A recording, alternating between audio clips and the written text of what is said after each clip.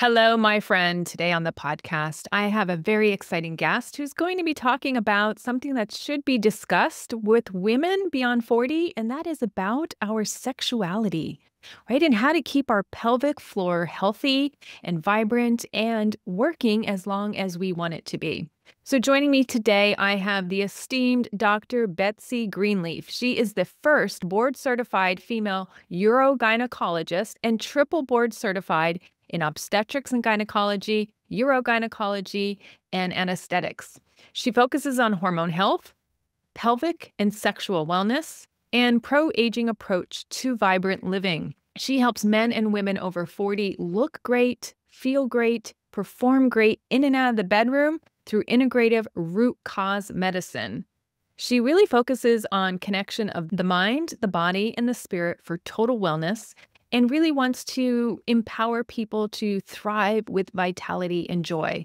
In our discussion today, we talk about something that doesn't get a lot of airtime, and that is women who are in their 40s and above, and what it is about sexuality and how to preserve that, and how to preserve not only our female functions and prevent urinary leakage, but really to take care of our pelvic floor. And we get into other whole health modalities that focus on women thriving later in life, particularly above 40.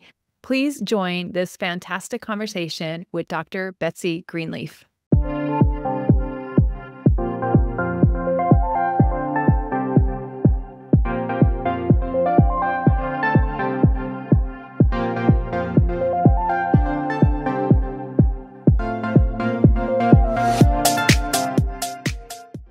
All right, listeners, I am so excited for today's podcast guest that is joining us, and that is Dr. Betsy Greenleaf.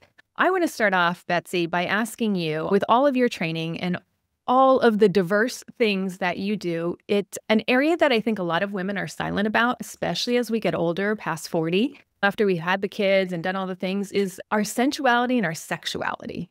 I think that would be a fantastic place to start because I think as we age, we may notice changes in that area. We may notice desire is starting to maybe reduce. We may be too stressed out to know if we have desire because we're managing all the things. It's just a busy season of life. And if we're not making time for that connection time or making time to reproduce that a lot of us did in our youth, it may fall by the wayside. And I know for some women, particularly friends of mine and myself, like this is an area in our marriages and our relationships that we want to keep thriving in. So I'd love to start with what you're seeing in practice that affects women above 40 and some things that we can do to make sure that we are keeping that connection, even if it's not directly intercourse or how it morphs as we age, but really keeping that connection for those of us that are in these relationships that want to make them so powerful. Yeah, Sherry, I love this conversation. And this is something that I am just very passionate about normalizing. In fact, it was funny, just earlier today, I was talking to my teenage daughter, and we were talking about normalizing conversations around penises and vaginas and sex, because those are words that I know even when people just heard those words now, they probably just got like blushed or cringed or like, because it's just such a normal part of life. But because on a whole, our society is very puritanical still, that those topics get overlooked and you kind of left to figure out things on your own. But the more we talk about these things, the more we normalize it, and it doesn't become that conversation where everyone's like, oh my God, what are we talking about? It's just like, all right, we're talking about an elbow. Like you wouldn't be at a dinner party and say the word elbow and everybody go, oh my God. So I know we're not there quite yet, but it's definitely the more we talk about it, it will become normal conversation. And here's the thing, even just the word vagina, there was a study done in England, and 65% of women were uncomfortable saying that word. But Wow. here's the problem, 80% of us will have a problem down there at some point in our lives. And if we can't talk about the parts, how are we going to ask for help? So, yeah, and especially, all right, so now fast forward into this kind of libido sex drive that happens after 40 or is maybe not happening after 40. This is so incredibly common. And I see that many women kind of just chalk it up to I'm older, had a good run in my 20s, and that this is just the way life is going to be.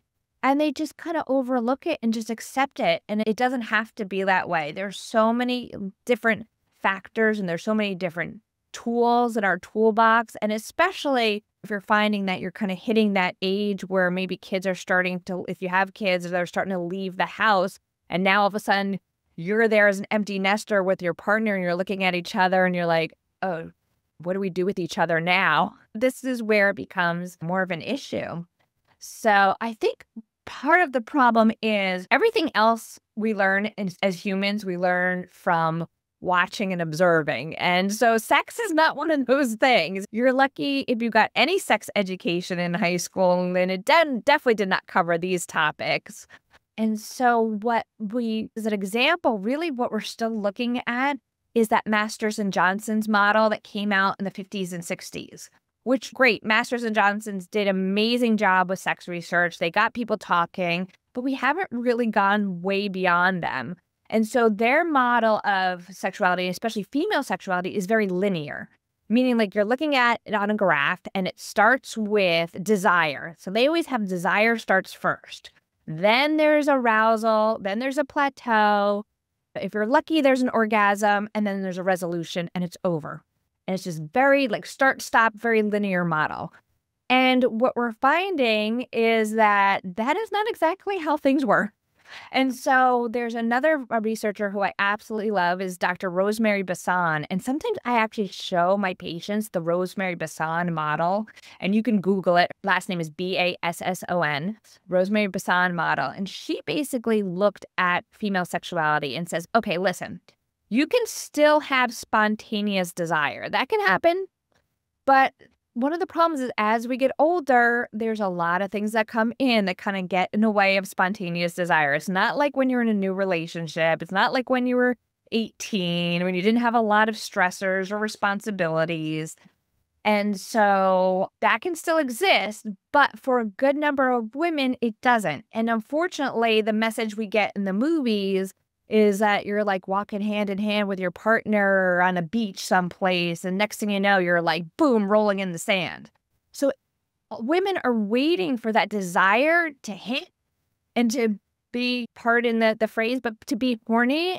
And it just doesn't happen because stress gets in the way. And I'm going to go into all the stressors that really get in the way because stress and sex can't coexist.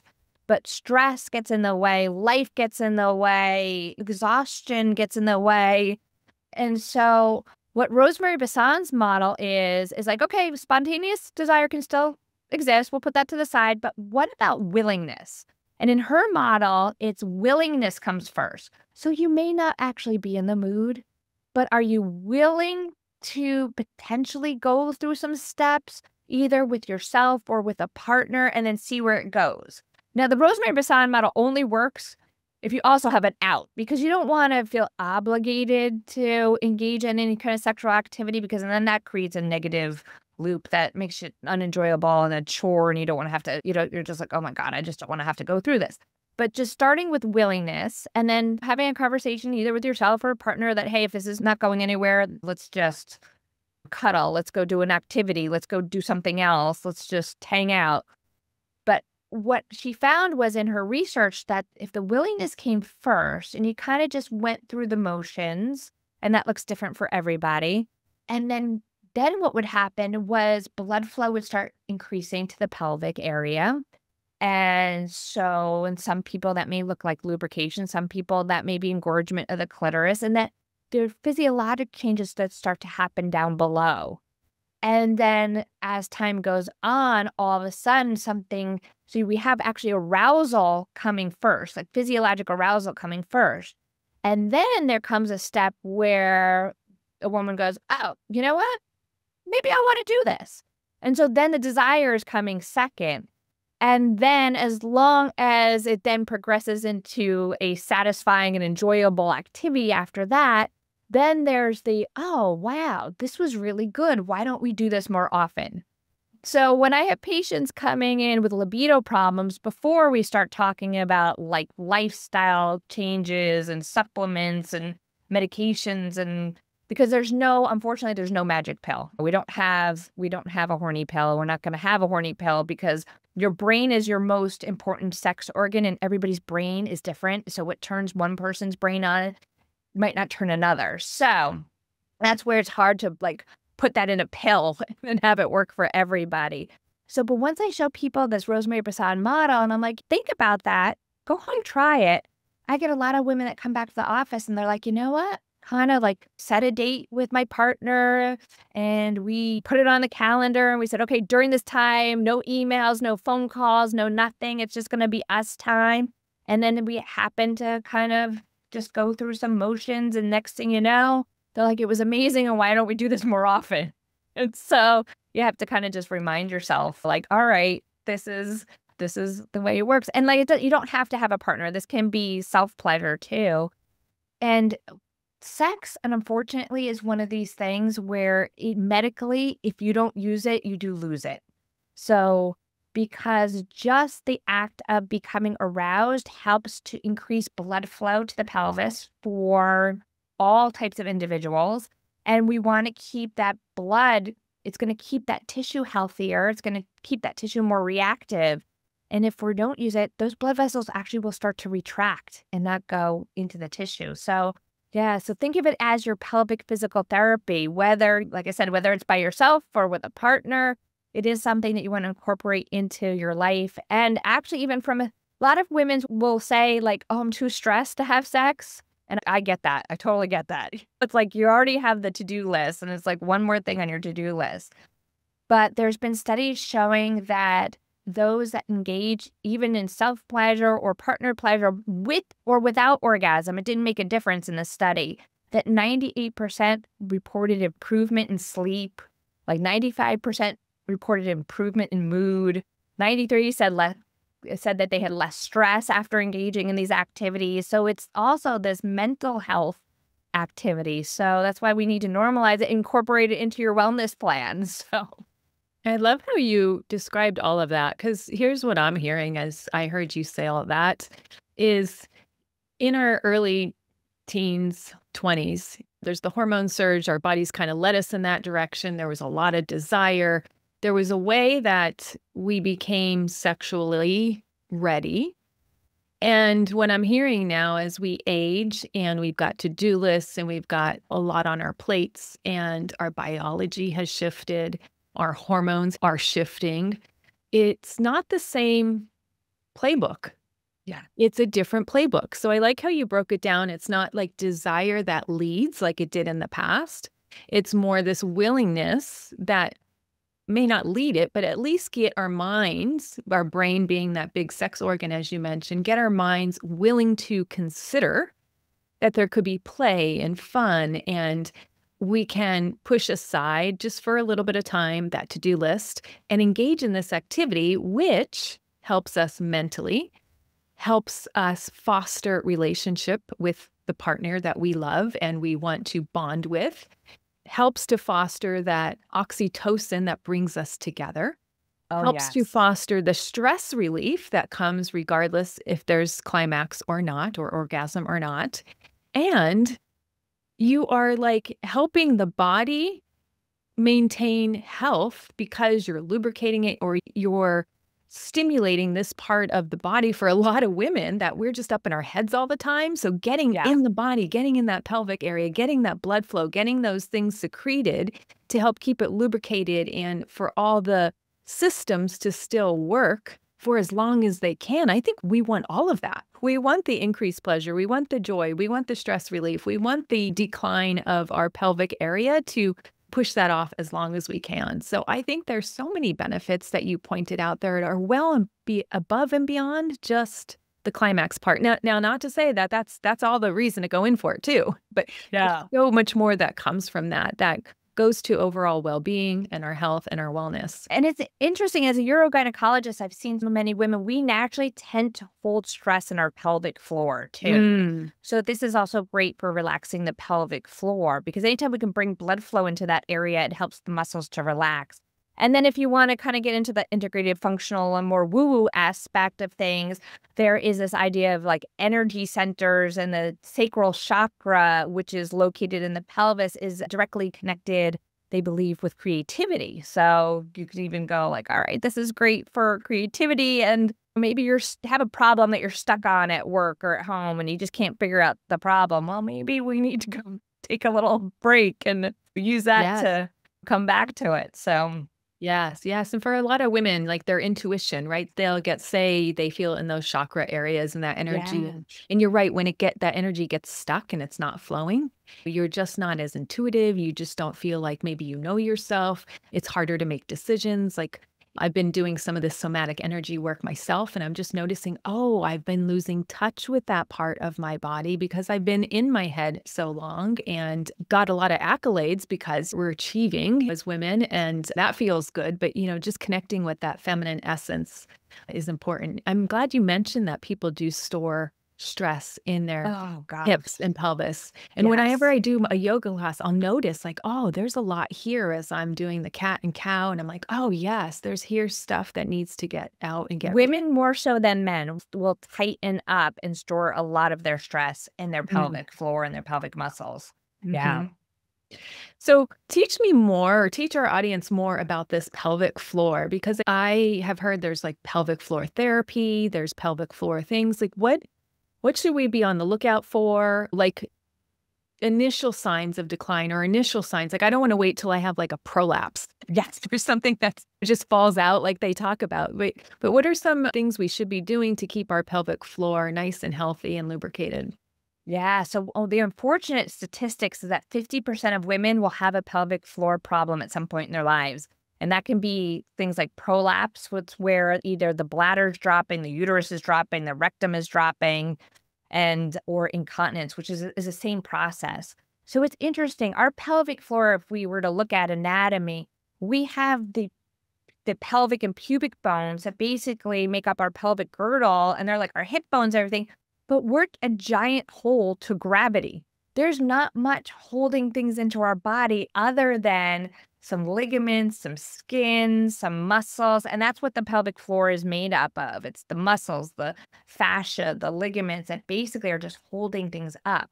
So unfortunately, we know gravity, unfortunately, and we can't get away from it. It is our enemy. Like everything will droop and drop over time. It's just kind of a fact. But one of the problems we see specifically is that starting in our 40s, we start to lose about 8% of muscle every decade that we live. So that if you were never to exercise or never be active, by the time you reach your 70s, you could be completely deconditioned. But a lot of people will think about walking or exercising, but they don't think about their pelvic floor, and those muscles need to be exercised too. So some people have heard of Kegels, though with the Kegels, I find that unfortunately, a lot of women don't do them properly, because when patients would come into my office and I would say, okay, like, let me examine your muscles, like do a Kegel for me. Nobody really knows what it is. And so sometimes they bear down and push down like they're having a bowel movement.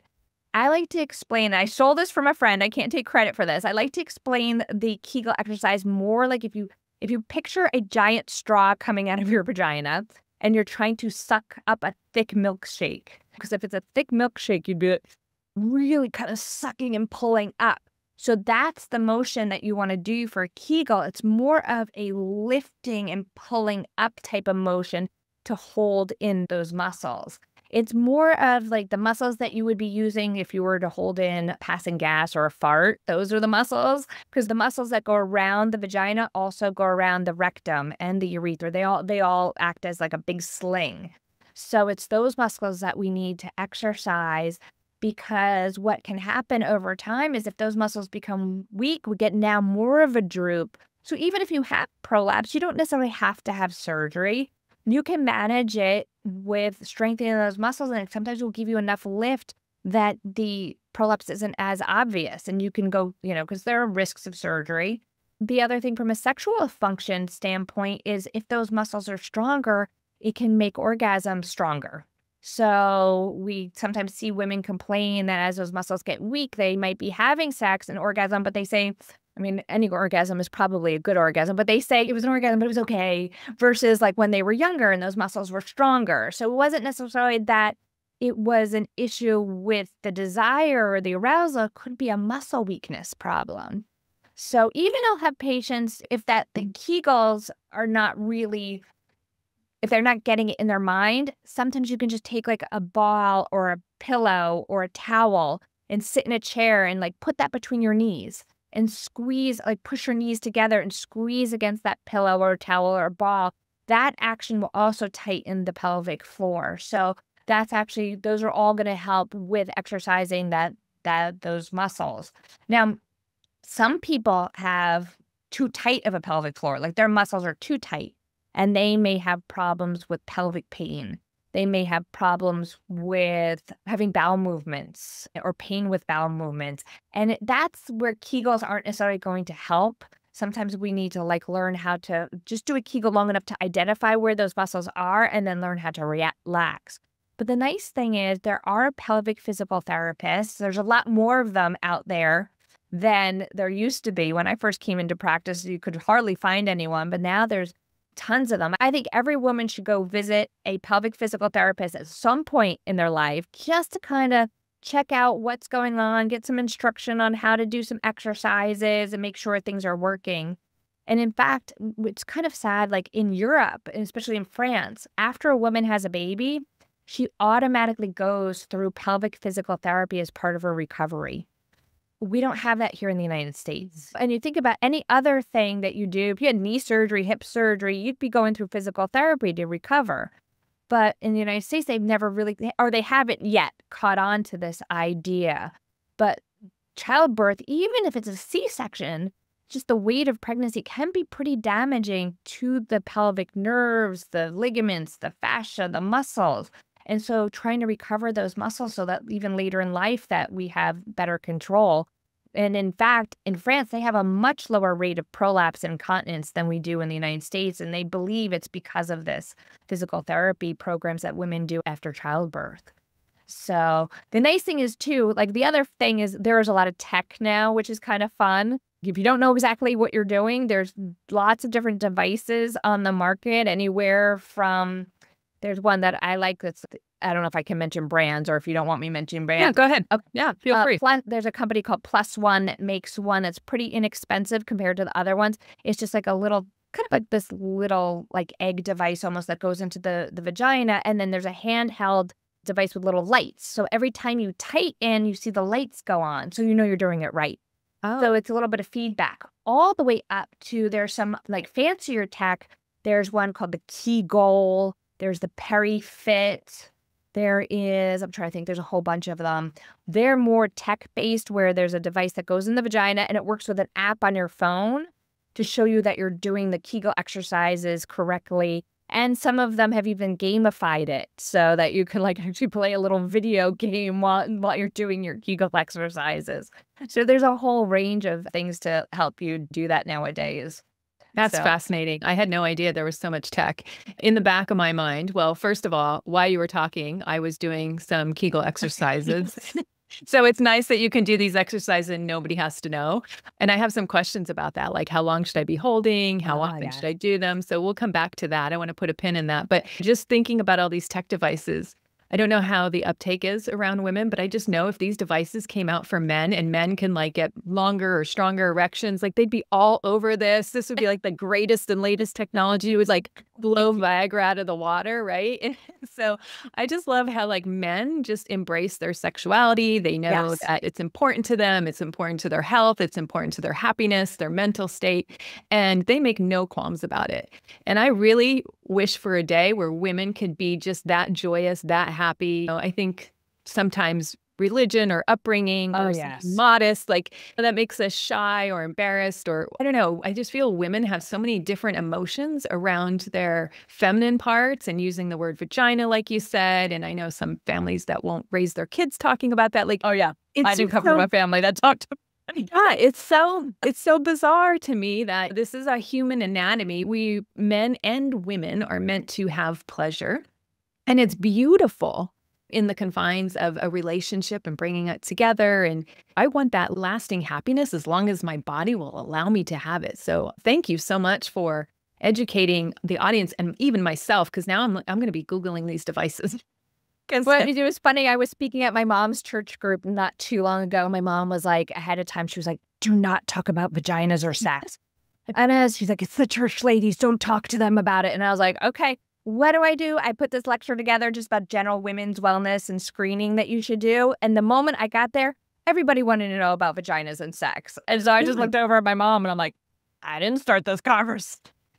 Like, we're giving the ladies what they want. I love it. I love it. So, so going back to my questions before we move, like if we're not to invest in these devices, or even if we are, like how often do you recommend Kegel exercise? So, it's like any exercise program. You're not going to start and do like 20 million reps because you wouldn't go to the gym and start like bench pressing like 300 pounds. You don't want to start too much too soon because those muscles have to work up because you can fatigue those muscles. And so, and you could potentially, not like doing Kegels, you're not going to necessarily pull a muscle, but you could throw the muscles into spasm or you could fatigue them if you're doing too much too soon. So I always tell people, just start doing 10 of them. And the 10 meaning like, and there's a couple different ways you can do them. You can tighten and relax and tighten and relax and tighten and relax and just do 10 and then that's be it. And start like maybe 3 times a week and then build up to, then you can do it a little bit like more. You can do like 2 sets of 10. You can also change up the type of tightening that you're doing. There's something where you can just tighten and hold, and then relax and see how long you can hold it. And there's also something called quick flicks where you like tighten, relax, like do it very fast. And like pulsating. Yeah, that does different kind of muscle fibers, but I would add those later. So I tell people just start like 2-3 times a week. Is how you do. And just like any exercise program, add a little bit more, I mean, if you really want to get crazy, and I would not tell you anybody to start this right away, you can actually buy weighted devices. There are Kegel weights, and then they're like little, I don't really think that they're always necessary, but you can actually put weighted things in the vagina and squeeze against that and build the muscles there. I can never remember. There's a woman, and she's out there on the internet who is a big proponent of Kegel exercises. I think her name's Kim Nami, and she has pictures of herself like lifting bowling balls with her vagina. Wow. I'm like, she has trained a long time for that. And you don't necessarily need to go that extreme with things. But, just to have some basic toning and hold on to muscle. Now, the other thing in general, we need to get protein to maintain muscle. So, and women particularly don't get enough protein in their diet. So one of the keys is to eat, it depends on what you're doing. For general maintenance, it's 1 gram per kilogram of ideal body weight. But for weight loss, they say 1 to 2 grams per pound of body weight to maintain muscle, to build muscle. So making sure you're getting enough protein to maintain those muscles, which unfortunately is something that we're seeing right now with the GLP-1s that everybody are doing for weight loss. Not only do we see fat loss, but we're seeing muscle loss. And this muscle, here's 2 interesting things. We can't control where we're losing the fat, and we can't control where we're losing the muscle. So from a fat standpoint, in the aesthetic world, we're seeing something called Ozempic face, where people get like hollowed out cheeks because they're losing the nice fat pads in their face. We're seeing Ozempic butt, where their butt is starting to kind of droop. But they're also seeing Ozempic vulva, where people are losing the fat pads in the vulva, and it actually is adding to issues with pain with intimacy because you don't have a nice cushioning there. There are things that can be done for it, but the idea is we need to we can't really control where you're losing fat, but we also can't control where you're losing muscle, but at least the muscle we can exercise. So. Yes. And I was just working with a patient in clinic the other day, and she's on one of these GLP-1 agonists, and she says it's nice that all the food chatter is gone, but she has hardly an appetite. So it's great to have the food chatter gone, but if she's not getting enough protein, right? Yeah. And she has to almost force herself to eat because she's generally not hungry. And I do worry that because of that being an effect of these is that we're going to be even more underserved in the protein, and that you're right. And then there goes more muscle, right? If we're not able to have. Unfortunately, they're great medicines, but not for everybody. I too had that same problem. I kind of got jealous watching all my friends losing weight. And I was like, finally was like, all right, fine, I'm going to do these medicines. And I had the same thing. The food chatter went away, Yeah. but no appetite. And then if you push it too far, we're seeing people who are becoming malnourished because of this, because you just don't want to eat, unfortunately.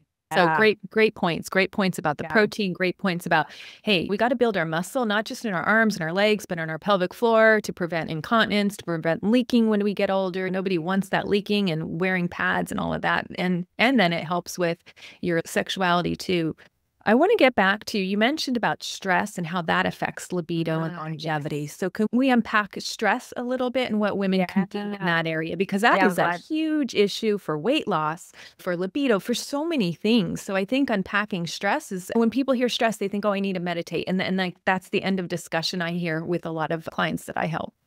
This is probably one of my favorite topics, so I'm glad you brought it back to this, is that I just tell people sex and stress cannot coexist. Yeah. They're actually on two different pathways. And you as a pharmacist are probably going to love this. So if we look at the chemical processes of where the hormones go, first of all, cholesterol, which is interesting enough, is a hormone. We vilify cholesterol, unfortunately, and that's a whole nother side conversation, that cholesterol might not be that bad. It's inflammation that makes the cholesterol sticky that's bad. But so in a nice, relaxed state, our cholesterol will come down and be made into our sex hormones, which we need for reproduction, for libido. And so now when you're entering midlife, you're just naturally going to have less hormones coming down that pathway to begin with.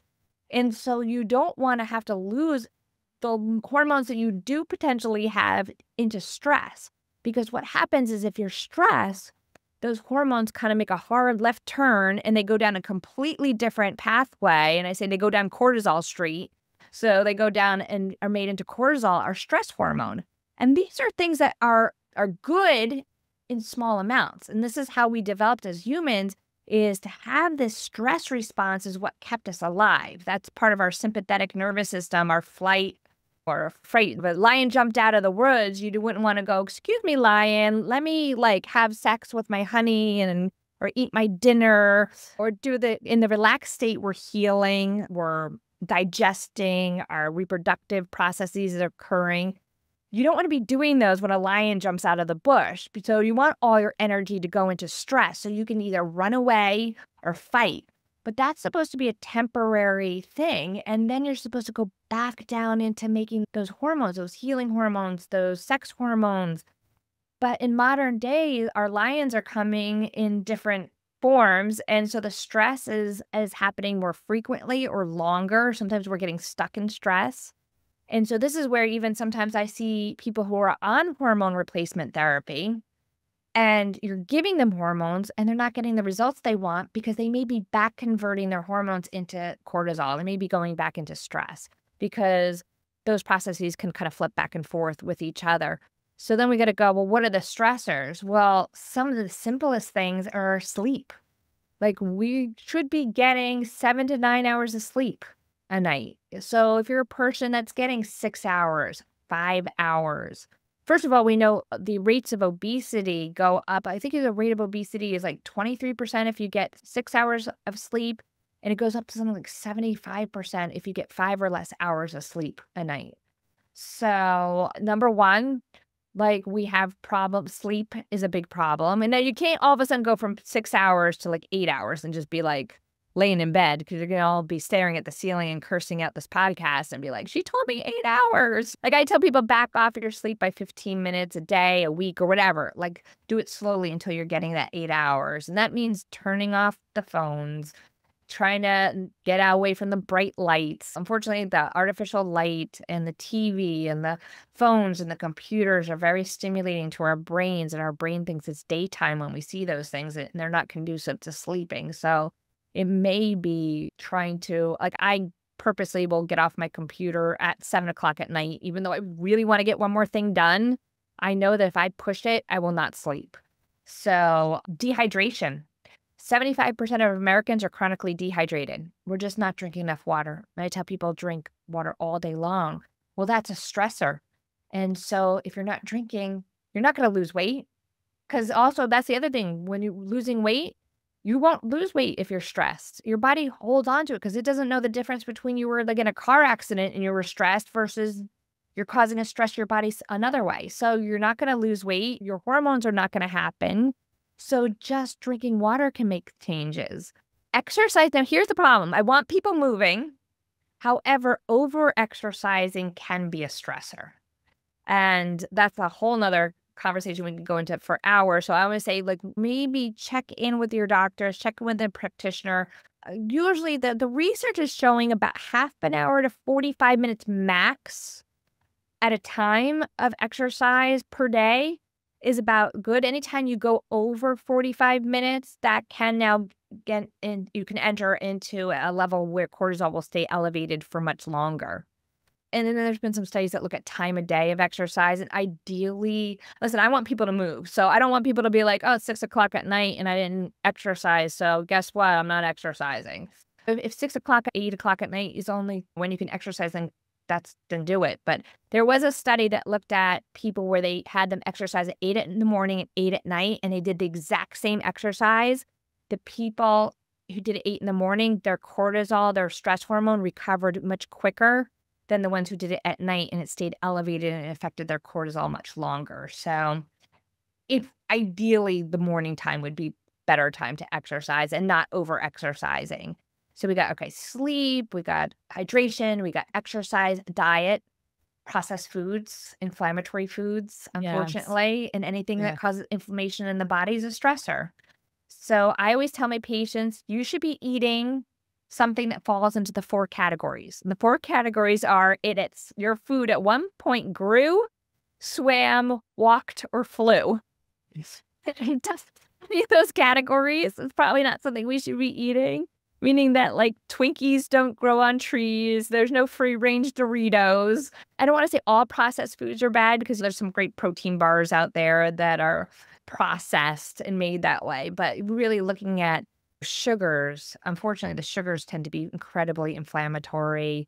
Even the artificial sweeteners, and trying to eat more whole foods, get more fermented foods in our diet to support our microbiome, our gut bacteria, because that's even gut health, and the microbiome could affect our sex hormones. There have been studies showing that if the microbiome, so that the healthy bacteria in our gut, if it gets thrown off, we see decreases in fertility, decrease in libido, we see decreases in weight loss because the gut becomes inflamed, and that's a stressor. So that's actually one of the things I do in my clinic is I pretty much gut test everybody to see where is their baseline so we can at least get that healthy so that when we are potentially adding hormones or other supplements and things, they work better. And another stressor, big stressor would be alcohol, which is what I started talking about on the podcast for the first 3 years I had the podcast, because people think alcohol gets this free pass. Oh, I'm good.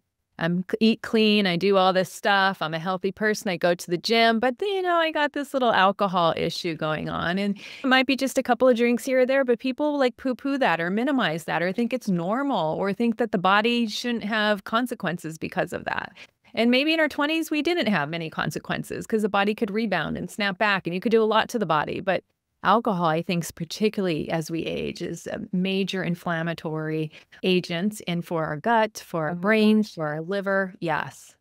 And in fact, one of the keys I sometimes get from people with that their cortisol is off is just historically, if they come and tell me that when they wake up, even though they've slept 8 hours a night, if they wake up and they're so tired they can't get going, and then they self-medicate with caffeine in the morning, but then at night their brain is like, just spinning and they can't calm down, and then they have to self-medicate with alcohol. That I know, I don't even necessarily have to test their cortisol, that they have completely flipped their natural cortisol curve, and that because cortisol should naturally rise in the morning, that's what wakes us up. It should naturally decrease as the day goes on. But some people who've been under chronic stress will actually flip that whole process.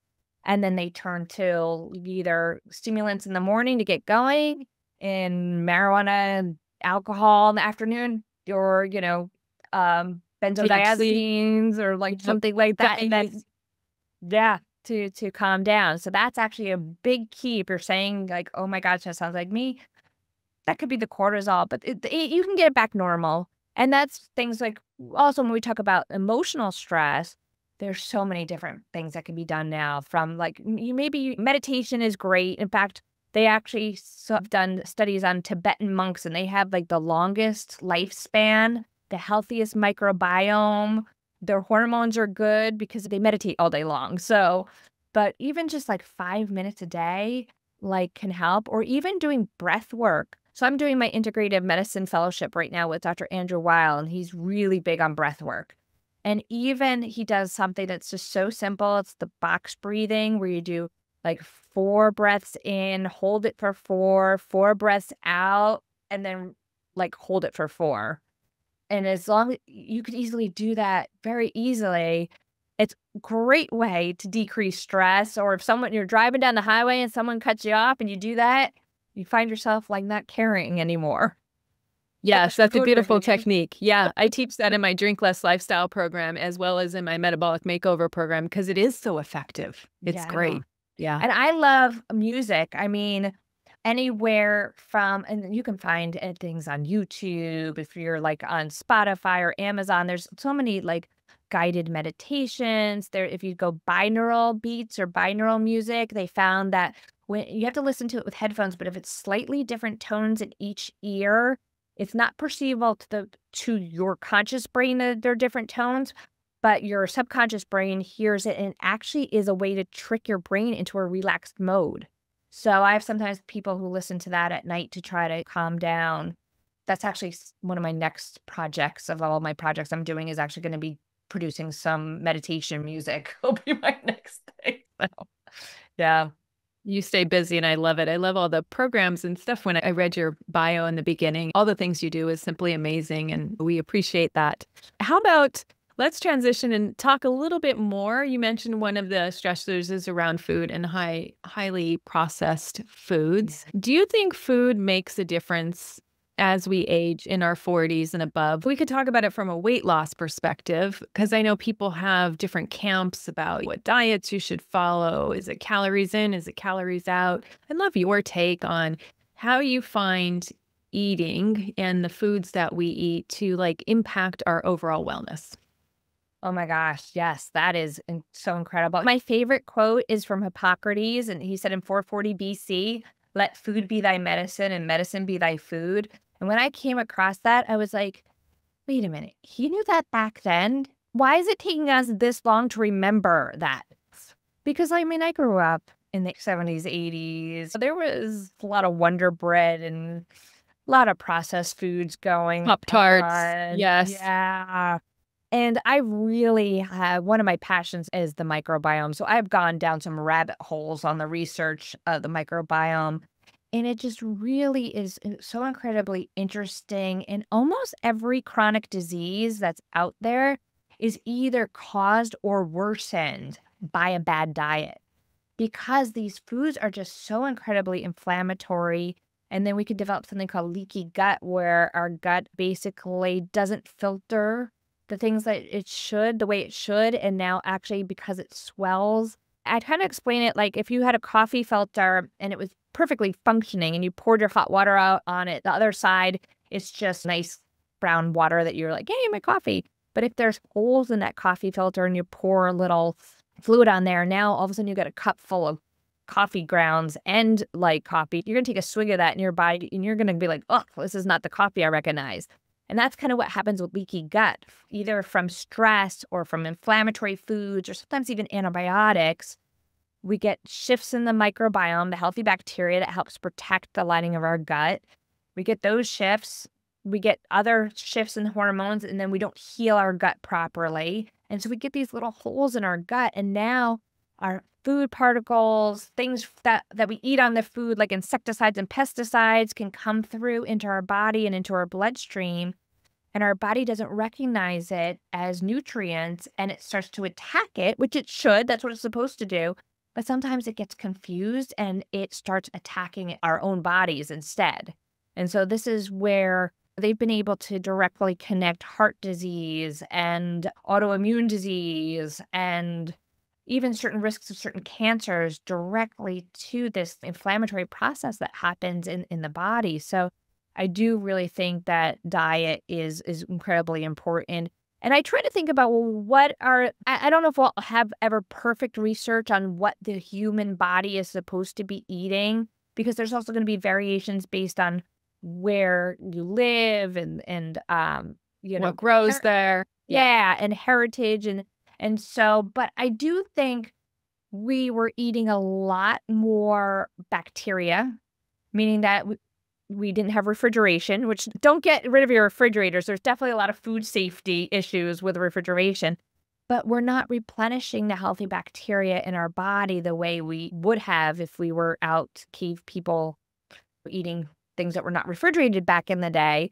So we need those microbes for health and wellness and even mental health, because 90% of our happy hormone is made in our gut. And if our gut is off, we have more risk of anxiety and depression. 80% of our immune system is made in our gut. So if the gut is off, we're more likely to get sick or have cancer. So because our immune system isn't working properly. So getting more fermented foods, and I have people try to eat fermented foods daily just to replenish the body with more bacteria. And people are like, "Oh, well, what's a fermented food?" Well, that can be like kimchi, sauerkraut, as long as you don't have problems eating milk products. Some people do, some people don't. Yogurt, kefir. I like kombucha, which is fermented tea. So and a lot of these you don't have to make yourself anymore. You can find them in the supermarket, which is really nice because there's this big kind of push on marketing these things now. But then it's not just, or even taking probiotics, but that's great. You put the bacteria in there, but the bacteria needs to eat something. So, and bacteria likes fiber. And that's definitely something the American diet is seriously lacking, is fiber. So we need to get more fiber, whether that's more plant products or, I mean, I even cheat. Like I did steal that. I will tell you, I did steal this idea and I love it too. One of my friends who's a colorectal surgeon, she just takes, what is it, Benefiber, because it's very clear, and she puts it in her coffee. Yeah. And so I started doing it because it wasn't gritty. And I was like, 'cause Right. even though I was trying to eat healthy and get the vegetables and everything in there, it just still wasn't hitting my fiber intake that I needed to.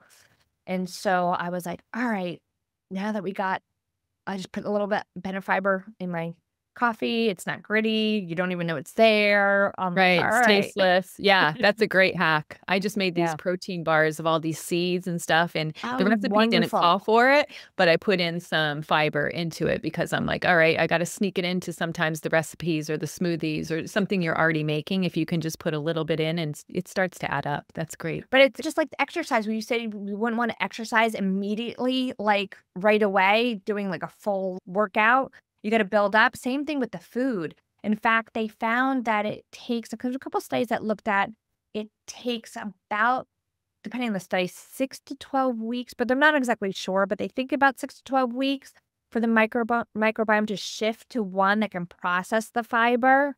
So this is where I see problems every year, is that the holidays happen and people were maybe eating kind of crappy before the holidays, and then their New Year's resolution comes and they're like, I'm going to eat healthy, and they start eating all this kale and these vegetables, and they get GI upset and they get bloating and they're uncomfortable and they're like, why? I'm eating healthy. Why do I feel so terrible? Well, you don't have the microbes in your system to be able to break down all that fiber right away. So there was one study, it was actually kind of interesting. They took rats and they had one group of rats where they fed them this horrible, like standard American diet of fast food. And then they had the other one that they were feeding, or actually they had both of them that were feeding fast food. And then they decided to switch them. One, they switched straight to like the healthy, like fruits and vegetables. And the other group of rats, they actually mixed the unhealthy food with the fruits and vegetables. And so they had a little bit of mixed diet. Now, of course, they couldn't ask the rats, like, how are you feeling? Are you getting bloated? Are you gassy? But what they were able to do, they tested the microbiome of these rats, and they found that the ones that had the mixed diet actually had a much more diverse microbiome. And that's actually the goal, is the more types of bacteria you have in your gut, the healthier you are and the healthier your gut is. So they had more of a diverse background, and it gave them time to then switch into the healthy diet versus the other ones that just did not have didn't see the microbiome changes in them because it was like too quickly. So not that I don't want you eating like McDonald's and Burger King and all that stuff, but you don't want to go cold turkey and switch from like a poor diet all of a sudden to eating kale because you're not going to tolerate it and you're just going to go back. So doing it slowly and kind of switching over about a 6 to 12 week period is probably good. So Yeah, that's great advice. Yes, because everything takes time, yeah. right? Yeah. Our health does take time. It's not instantaneous. When you were talking about all the inflammation and that food does make such a big difference, I listen to a lot of health and wellness podcasts just for my own benefit, and just hearing of like the Terry Walls protocol, how she's cured so many people with autoimmune conditions and got them off of these big time immunosuppressant drugs, and how she just does it with diet. And then I also think I never read the book. I'm blanking on the name of the book, but Chris Palmer out of Harvard came up with his diet that helps people with schizophrenia and bipolar and anxiety disorders just by looking and focusing on just the diet, that they're able to come off all these chemicals, meaning the pharmaceutical agents, which may have been helping them, but now they don't need them. And I think with the advent of pharmaceuticals, and hey, I'm all a proponent for drugs as a pharmacist over here, you got to do what helps. But I think sometimes we lose touch with the things that are already here on this planet, that are already here to provide us health, and how all of that got, some of it, not all of it, how some of that got corrupted along the way, right? To big ag, big pharma, big companies trying to do it cheaper, more cost effective, and maybe not having the goal of our health in mind, right? Maybe having the goal of profits in mind and shareholders. And I get capitalism's not bad, but just how does that affect us as a society going forward and the health of us? So I love what you're saying, is that let's look at the diet and let's use the diet as a resource where we can continue to build our health. With Terry Walls, what I love, I've spoken with her where she has told me, because I'm like, organic is expensive. I'm like, not everybody can afford to eat organic. And sometimes you're just stuck with what you get. And she had some great ideas. And during the summertime, it's easier. She's like, yeah, as long as people are getting some vegetables in, and if you can afford organic, or even look at the Environmental Working Group website, ewg.org, and they have what's called the Clean 15 and the Dirty Dozen. And if you avoid the foods that they have as the highest in insecticides and pesticides, like non-organic strawberries, that's the one I always remember, was very high. If you can switch that one out and just make some substitutions. But Terry one time said to me that, like, she's like, if I can get people on food stamps eating healthy, she's like, anybody can. And some of her tricks were better during the summer and the fall, basically going to farmers markets and going at the end of the day, because those farmers don't want to take those vegetables home with them. They trucked them there. So if you go up to them at the end of the day and be like, hey, how much for me to take this off your hands?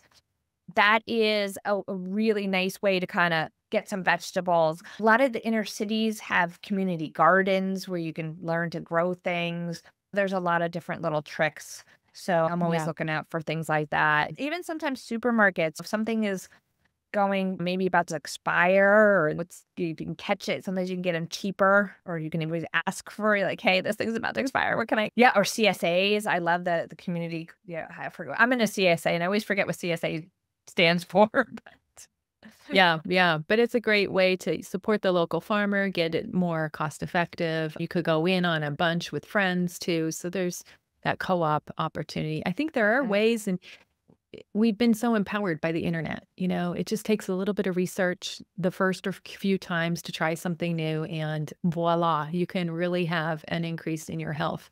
So as we wrap up today, I would just like, since the name of this podcast is Health Habits, and we talked a lot about health, what habits do you feel as you're working with patients 40 plus that you want to leave us with that really make an impact in your health, wellness, pelvic floor, all of that we discussed today? I think the biggest two are probably the most overlooked. And I think that's the sleep and the hydration, because it seems so simple that people forget it. They want their fancy, like, exercise trackers and fancy exercise stuff, but like, just actually improving your sleep and hydration can make a big difference, gigantic difference, not only for your health, but your hormones and your libido. So start with the simple stuff before you're looking to like pills and lotions and potions to hormones to fix things, because that's only going to make those things work better. We can start with the simple things. And habits, I think, is like just the word you use is in your title and everything. Habits. These are habits. Habits don't happen overnight. They're things that you have to do repetitively. You have to practice them until they're second nature. And then you get to the point where, and then, they're hard at first because but you have to build those neurons, those pathways in your brain. And so, yeah, they're hard, but don't give up. You keep going. And next thing you know, you're doing it without even thinking. So, yes. And small steps over time leads to consistency. And that's what turns it into a habit. yeah. Well, Dr. Betsy Greenleaf, I am so excited and thankful that you came on the podcast today to share your wisdom with my audience. And please tell my audience if they want to work with you or learn more about you and your awesomeness, where should they go? Well, first of all, just look up Dr. Betsy Greenleaf. I am in so many different places on social media. Like, I couldn't even list all of them, but please give me a follow. And I love to hear from you. So comment, because I love to hear the comments. The other place is my menopause and andropause practice, which is the International Pause Institute. You can find it at pauseinstitute.com.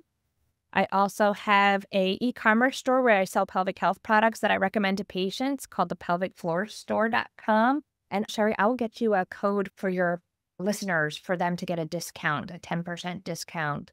And then lastly, I actually have the first menopause rock album called Menopause Memo, and it's on Apple and Spotify. So listen.